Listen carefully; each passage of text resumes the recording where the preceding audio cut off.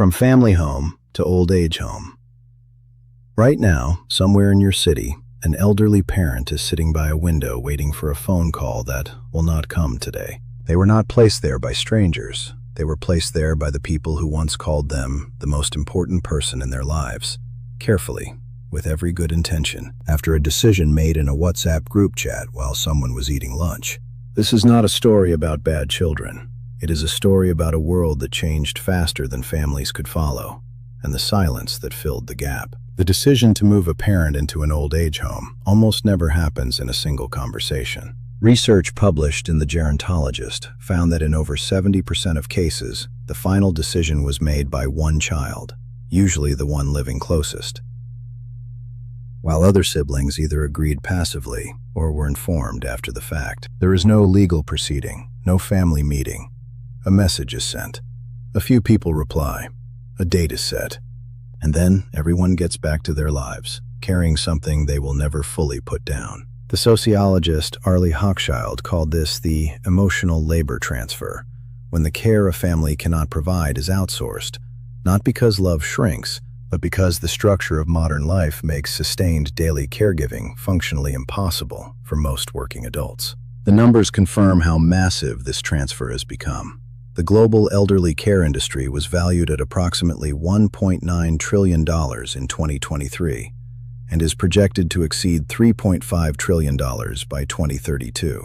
The World Health Organization estimates that by 2050, the global population of people over 80 will triple. What surprises people is where old age homes are growing fastest. India now has over 2,000 registered elderly care facilities.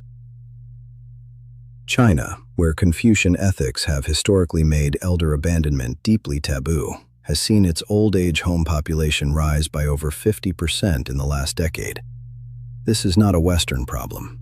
It is a human one. Almost none of it focuses on what it is actually like to live there. In 2019, researcher Eileen Gauthier spent 8 months inside a mid-range residential care facility in the UK. The facility was clean, well-staffed, and well-run. What she documented was not neglect.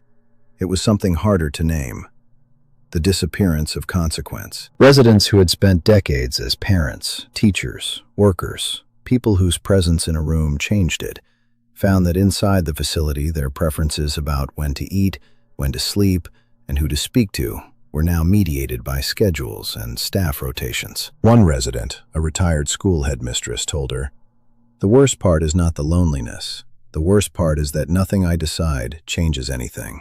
This is what gerontologists call learned helplessness, a psychological state documented by Martin Seligman, in which repeated loss of control over outcomes causes a person to stop trying to exert any. In elderly populations, it measurably accelerates cognitive decline. Studies from Johns Hopkins University found that social isolation among the elderly is associated with a 50% increased risk of dementia and a 29% increased risk of heart disease, risks comparable to smoking 15 cigarettes a day. And yet, this is the part that rarely gets written. There are residents for whom institutional care is genuinely better than what came before. Elderly people who had been isolated inside their own homes, managing medications alone, visited rarely, while their children worried from a distance. For them, the daily structure of a facility, the meals, the staff, the scheduled contact, was not a diminishment of life.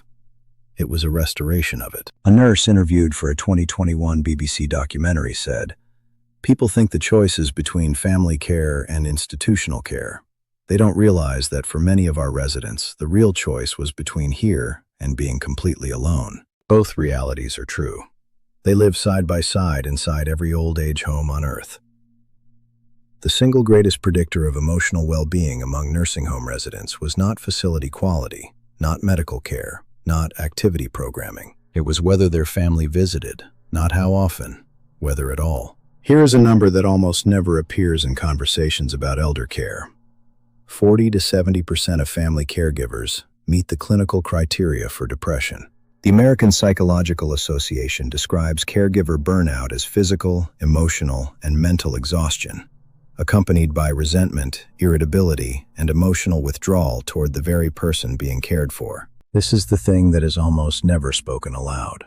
not the parent's decline. That is spoken about openly, even clinically.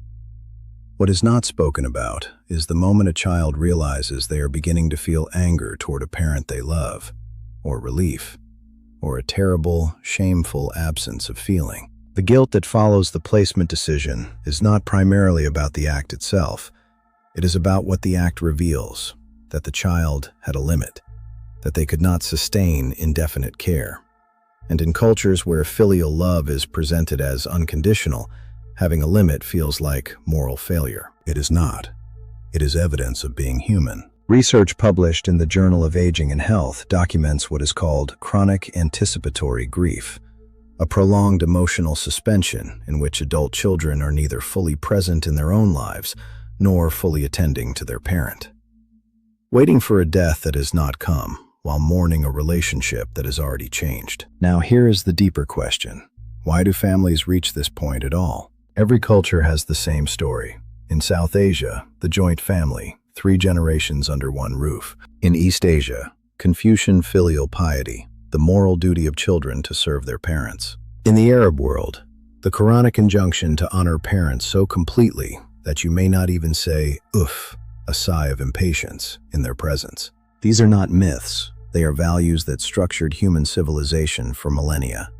And old age homes are rising in every single one of these societies. The reason is that the cultural narrative of family care was built for a different world, a world where women did not work outside the home, where families lived in geographic proximity, and where people did not live as long as they do now. The average period of significant dependency at the end of life once measured in months. Today, it commonly measures in years, or more than a decade. All 3 conditions that made family care viable have changed. Women now constitute half the global workforce. Urbanization has scattered families across cities and countries. Medical advances have extended life without always extending the quality of it. The cultural story did not keep pace with the material reality.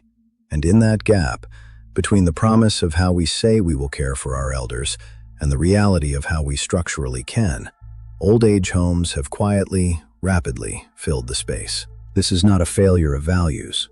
It is a failure of infrastructure. The societies that have navigated this best are not the ones with the loudest cultural commitments to family care. They are the ones that built systems, public, funded, and humane, that made elder care a collective responsibility rather than a private burden. Japan has the oldest population of any large nation. By 2025, nearly 1 in 3 Japanese citizens will be over 65. The country's response has been to reject the binary between family care and institutional care entirely. They built a third option: small-scale community group homes of 6 to 9 residents, embedded in neighborhoods, staffed by trained companions rather than medical workers. The philosophy is called aging in place, the idea that dignity in old age requires continuity with the life a person has always lived. Denmark allocates more of its GDP to elder care than almost any comparable country. But the most remarkable thing about Danish elder care is not the funding, it is the law. Danish legislation governing elderly care establishes 3 explicit principles: self-determination, use of existing resources, and continuity of lifestyle. A person in a Danish care facility has the legal right to determine their own daily routine, including when to sleep, when to eat, and what personal risks to take. The state does not manage them, it serves them. Kerala, in southern India, with a fraction of the resources of Denmark or Japan, has developed a community-based volunteer model called Thanal, in which trained volunteers visit elderly people in their own homes, providing not medical care but human presence. It is imperfect, underfunded, and incomplete. But it is built on one insight that the most expensive facilities in the world sometimes miss. What the elderly need most is not management. It is to be seen. The common thread is this: dignity in old age is not a medical question. It is a design question. It requires someone to deliberately decide that the final years of a human life are worth thinking about carefully, worth funding, worth staffing, worth building systems around, rather than simply absorbing into the nearest available private arrangement.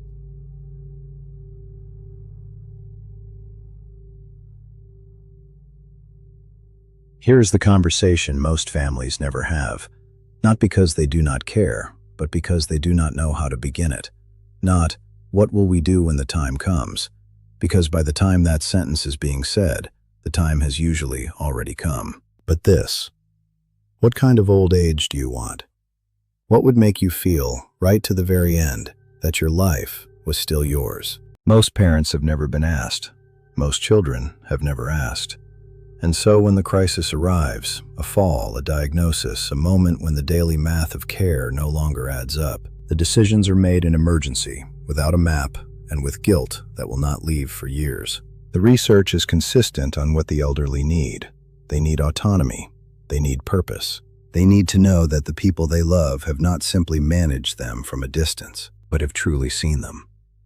Not as a problem to be solved, as a person to be known. Whether that happens at home or in a facility matters far less than whether it happens at all. The question is not where your parents will grow old. The question is whether you have ever sat with them, really sat with them, and asked what they are afraid of, what they still hope for, and what it would mean to feel, at the very end of everything, that they were not alone.